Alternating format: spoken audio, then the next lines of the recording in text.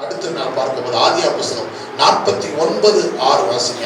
என் ஆத்துமாவே அவர்களுடைய ரகசிய ஆலோசனைக்கு உடன்படாதே, என் மேன்மையே அவர் கூட்டத்தில் நீ சேராதே. அவர்கள் தங்கள் கோபத்தினாலே ஒரு புருஷனை கொன்று தங்கள் அகங்காரத்தினாலே அரண்களை நிர்மூலமாக்கினார்கள். அகங்காரத்தினாலே அவங்களுக்கு என்ன இருந்துச்சா? யாக்கோபு சொல்றான், அவன் சொந்த பிள்ளைகளை குறித்து சொன்னான். கோபத்தினாலே அவங்களுக்கு இருக்குது. ரெண்டாவது என்ன இருந்துச்சு? அகங்காரம். அது அகங்காரமும் நமக்கு கூடாது.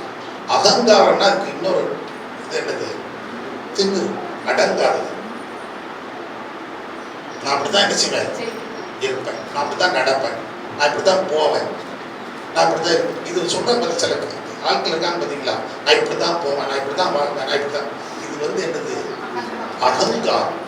அதாவது ஒரு வீட்டுக்குள்ளேயோ, ஒரு குடும்பத்துக்குள்ளேயோ, ஒரு ஊருக்குள்ளேயோ, ஒரு ஹாஸ்டல்லையோ, ஒரு ஸ்கூல்லையோ, ஒரு காலேஜிலையோ, பொதுவான இடங்களை நம்ம வரும்போது அந்த சூழ்நிலைக்கு தக்கன என்ன செஞ்சுக்கணும், நம்மளை மாற்றிக்கொள்ளணும். நான் இப்படித்தான் இருப்பேன், என்ன எப்படித்தான் அப்படித்தான் பண்ணா அது அகங்காரம்.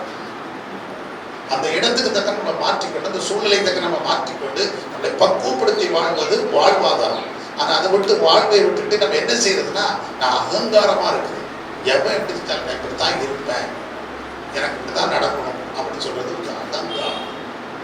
இந்த அகங்காரத்தின் ஆவி யாருக்குள்ள இருந்துச்சு? அன்றைக்கு இந்த 2 பேருக்குள்ள இருந்துச்சு. இன்னைக்கும் அநேகருக்குள்ள இந்த அகங்காரத்தின் ஆவி என்ன செய்கிறது? அன்னைக்கு 2 பேருக்குள்ள மட்டும்தான் இருந்துச்சு. இப்ப ஏராளமான பேருக்குள்ள இருந்துச்சு. இது திருச்சபைக்குள்ளேயும் இருக்கிறது, திருச்சபைக்கு வெளியேயும் இருக்கிறது. நான் இப்படித்தான் இருப்பேன், நான் இப்படித்தான் வருவேன் அப்படின்னு சொல்லி ஏற்றுக்கொள்ள. நீ வச்சிருந்தா என்ன போனா போ, இருந்தா இருக்கா போ அப்படின்னு சொல்ற ஆட்களே இருக்காங்க பார்த்தீங்களா? இதுக்கு பேர் தான் என்ன பேரு? என்ன மாற்றிக்கணும். இந்த சுபாவங்கள் வரும், நம்ம மாற்றணும். இடத்துக்கு தக்க சூழ்நிலை தக்க நம்ம மாற்றணும். ஒரு குடும்பத்தில் வந்துட்டோம், அப்போ அந்த குடும்பத்துக்கு நம்ம இன்னும் நான் வீட்டில் இருந்த மாதிரி நான் இருப்பேன்னு சொல்ல முடியும். ஒரு வீட்டில் ஒரு பெண் எடுத்துட்டு அந்த சூழ்நிலை தக்க நம்ம என்ன செஞ்சுக்கணும், மாறிக்கணும். ஒரு பள்ளிக்கூடத்தில் சேர்ந்தாச்சு, அந்த பள்ளிக்கூடம் அதனால தான் அங்கே என்ன வச்சிருக்கா, எந்த ஸ்கூலான எந்த காலேஜும் உள்ள போகும்போது என்ன வச்சிருக்கான், ரூல்ஸ் அண்ட் ரெகுலேஷன் முதல்ல சொல்றான். அது எதுக்கு? அது நீ எப்படி வேணாலும் வாழறதுக்கு இங்க இடம் இல்லை, இங்க இப்படித்தான் வாழணும்னு சொல்லி என்ன செஞ்சிருக்கிறான், சட்டம் வச்சிருக்கிறான். இப்படித்தான் வாழணும். எதுக்கு யூனிஃபார்ம் வச்சிருக்கிறான்? எந்த டிபார்ட்மெண்ட் போனாலும் ஒரு டிபார்ட்மெண்ட்டுக்கு ஒரு ரூல்ஸ் இருக்குது. அந்த டிபார்ட்மெண்ட்ல அப்படித்தான் என்ன செய்யணும், இருக்கணும்னு இருக்குது. நல்லா கவனிச்சுக்கோங்க. நம்ம எவ்வளவு பெரிய ஆளா இருந்தாலும் சரிதான், எவ்வளவு பெரிய பணக்காரனா இருந்தாலும் சரிதான், எவ்வளவு பெரிய ஒரு இடத்துல வேலைக்கு சேர்ந்துருக்கோம், எவ்வளவு பெரிய படிப்பாளியா இருந்தாலும் சரிதான், ஒரு இடத்துல வேலைக்கு சேர்ந்துருக்கணும். நம்மளை விட கீழே இருக்கிறவன் நீங்க எவனா இருந்தாலும் சரி, நல்லா கவனிச்சுக்கிடுங்க. அவன் சாதியால புறக்கணிக்கப்பட்டவனோ, பொருளாதாரத்துல புறக்கணிக்கப்பட்டவனோ, அல்லது அழகுல புறக்கணிக்கப்பட்டவனோ, எதுவுமே இல்லாதவன் கூட நம்மளை விட உயர்ந்த இடத்துல வந்து அதுல ஒரு அதிகாரியை உட்காந்துட்டானா அவனை பார்த்து நம்ம என்ன அடித்தான் ஆகணும், அழுத்துவான். அவனை வணங்கி தலைவணிக்கு தான் ஆகணும். ஏன்னா அவன் நம்மளை விட யாரா இருக்கிறாரு, இதை புரியணும் மக்கள். அவன் யாருன்னா அவனுக்கு போய் என்ன செய்ய இப்படிலாம் கேட்கக்கூடாது. அதனாலதான் வேதம் சொல்லுகிறது, நீங்கள் மேலான அதிகாரிகளுக்கு என்ன செய்யுங்க, கீழ்ப்படிந்த அப்படின்னு கீழ்ப்படியணும். அப்ப மேலானவர்களுக்கு நம்ம என்ன செய்யணும், நமக்கு மேல அவங்க இருக்கிறாங்க, அவன் அந்த தகுதி, அவன் அதுல எப்படி இருக்கிறான்னு அவன் படிச்சு மேல வந்து இருக்கிறான். நான் ஸ்கூல்ல இருக்கும்போது நான் தான் டாப்பர், அது டாப்பரோ டூப்பரோ அது ரெண்டாவது. ஆனா பொறுப்புன்னு வரும்போது உன்னை விட உயர்ந்த இடத்துல வெண்ணிச்சிடலாம். அப்ப அவரை நம்ம கடவுளி தான் ஆகணும். கடமையின பண்ணிடக்கூடாது, வாங்கோட பேசிடக்கூடாது. ஃப்ரெண்ட்ஸா இருந்தா கூடங்க, நல்ல நெருங்கின நண்பர்களா இருந்தா கூட 2 பேரும் க்ளோஸா பேசிக்கணும். தனியா இருக்கும்போது போடா வாடான்னு பேசிக்கலாம். ஆனா அந்த அலுவலகத்துல வரும்போது நீ கிளர்க்கா இருப்ப, அவன் ஒரு ஆபீசரா இருப்பான். அப்ப அந்த ஆபீசரை பார்க்கும்போது வாங்க போகணும் தான் என்ன செய்யணும், பேசணும்.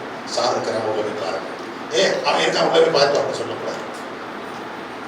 அந்த கடத்தை நாம தான் என்ன செய்யணும், நான் அப்படிதான் பேசுவேன், அவன் என் கூட படிச்ச பேசுறேன், என்னோட மார்க் கம்மியா வருமா, உன்னோட மார்க் கம்மியா வருமா, ஆனா நீ உன்னோட உயர்ந்த இடத்துல உட்காந்துருக்கான்ல. இந்த வெல்கிரிக்காரங்க அவர் சொல்லுவார், ஒரு ரேங்க் கூடுனா கூட என்ன வச்சுதான் ஆகணும், சல்யூட் அடிச்சுதான் ஆகணும், வேற வழியே கிடையாது. ஒரே ஒரு ரேங்க் தான், என்னோட நீ என்ன ஒரு ரேங்க் தானே கொடுக்க சொல்ல முடியாது. ஒரு ரேங்க்னால என்ன பண்ணி ஆகணும், அந்த ரேங்க் கூடிய ரெஸ்பெக்டை கொடுத்து தான் ஆகணும். இதுதான் உண்மை.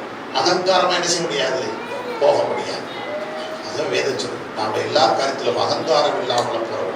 வேதத்தில் நெகேமியா புஸ்தகம் 9:29 வாசிக்கும் போது அங்கே கர்த்தருடைய கற்பனையை செய்யாமல் அவன் கீழ்ப்படியாமல் இருந்தார்கள். அகங்காரத்தினாலே அவன் என்ன செய்யலையா, இன்னைக்கு இந்த இஸ்ரவேல் ஜனங்கள் இன்னைக்கு மறுபடியும் இடிக்கப்பட்டு நொறுக்கப்பட்டு கிடக்குறதுக்கு காரணம், அதுக்கு காரணம்னா தேவனுடைய கற்பனைகளும் கட்டளைப்படி நடக்கிறதுக்கு அவங்க தங்களை எடுத்துக் கொள்ளாதபடிக்கு அகங்காரம் அவங்களுக்கு இருந்துச்சு.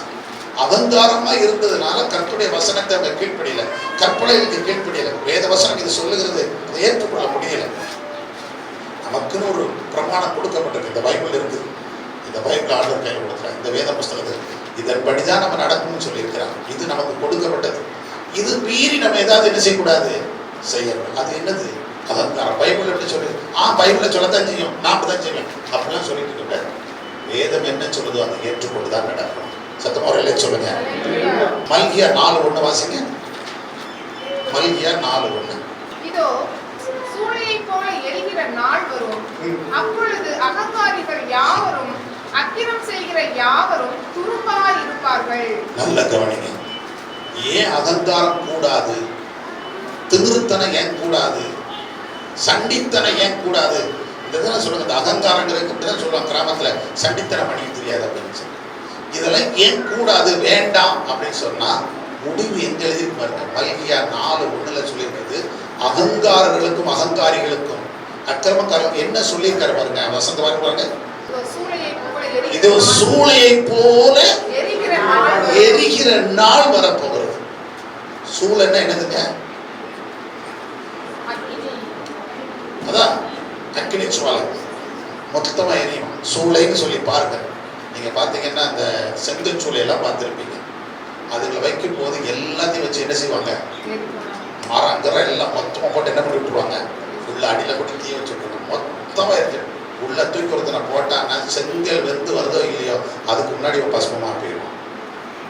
ஏன்னா அவ்வளவு நெருப்பு உள்ள என்ன செய்யும், இருக்கும். அவ்வளவு நெருப்புல ஏற்றி தான் என்ன வந்து சேருது, செங்கல் சூளை வருது, செங்கல் வருது. அதனால செங்கல் சூளை இன்னைக்கு நெருப்பு வச்சுருக்காங்க, நாளைக்கு என்ன செய்ய முடியாது, எடுக்க முடியாது. 3-4 நாள் எடுக்க மாட்டாங்க. ஏன்னா அவ்வளோ ஹீட் என்ன செய்யும், அந்த கல் இருந்துகிட்டே இருக்கும். அப்படியே வச்சிருப்பாங்க. அதுக்கப்புறம் தான் எடுத்து நல்லா ஆறினப்புறம் தான் எடுத்து வெளியில் என்ன செய்வாங்க, கட்டி போட அடுக்க ஆரம்பிப்பாங்க. அது வரைக்கும் சூளை பிரிக்கவே மாட்டாங்க. காரணம் உள்ளுக்குள்ள தணல் இணைந்துட்டே இருக்கும், இருந்து கொண்டே இருக்கும். அப்படித்தான் ஒரு நாள் வரப்போகிறது. அன்னைக்கு இந்த அகங்காரம் பண்றவங்க, அக்கறம் பண்றவங்க தூக்கி விடப்படுவாங்க. அன்னைக்கு ஒன்றில்லாம போயிடுவாங்க. அதனால அகங்காரிகளுக்கு இடம் அங்கதான் என்ன செய்யப்பட்டிருக்கு, ஒதுக்கப்பட்டிருக்கு. ஸோ நமக்குள்ள என்ன இருக்கக்கூடாது,